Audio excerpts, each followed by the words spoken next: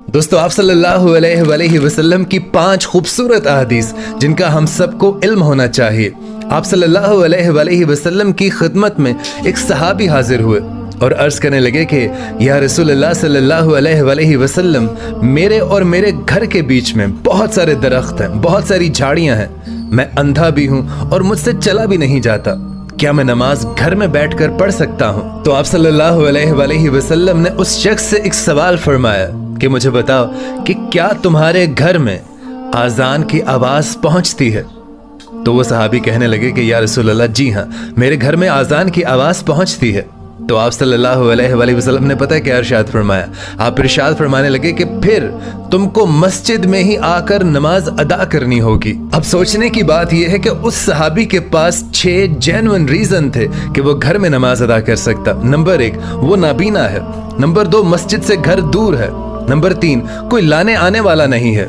रास्ते में दरख्त हैं, झाड़ियां हैं, जानवर खा भी सकते हैं। और खुद वो सहाबी इतने कमजोर हैं कि हड्डियों में जान बाकी नहीं है।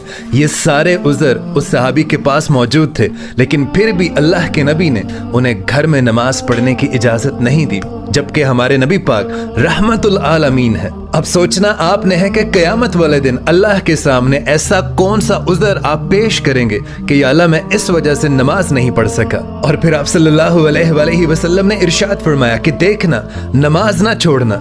अगर तुमने नमाज को छोड़ दिया तो फिर अल्लाह ताला ने अपना जिम्मा तुमसे उठा लिया, और मुझे लगता है कि इससे बड़ी धमकी शायद कोई और नहीं हो सकती। और फिर एक मौका पर आप सल्लल्लाहु अलैहि वसल्लम ने यह भी इरशाद फरमाया कि सहाबा, अपने घरों को कब्रिस्तान न बनाओ, अपनी नमाज का कुछ हिस्सा अपने घर में पढ़ा करो, इससे बरकत होती है। और फिर आप सल्लल्लाहु अलैहि वसल्लम ने इरशाद फरमाया कि नमाज अपने नमाजी के हक में क़यामत वाले दिन नूर, निजात और दलील का सबब बन जाएगी। और जो शख्स नमाज को छोड़ता होगा, नमाज को नहीं पढ़ता होगा, क़यामत वाले दिन उस शख्स का हशर फिरौन, हामान, कारून और अबी बिन हल्फ के साथ होगा। और फिर एक और मौका पर एक शख्स हमारे नबी पाक सल्लल्लाहु अलैहि वसल्लम की खिदमत में हाजिर हुआ और अर्ज करने लगा कि या रसूल अल्लाह सल्लल्लाहु अलैहि वसल्लम, मेरा जी चाहता है कि मैं अच्छे जूते पहनूं, अच्छे कपड़े पहनूं,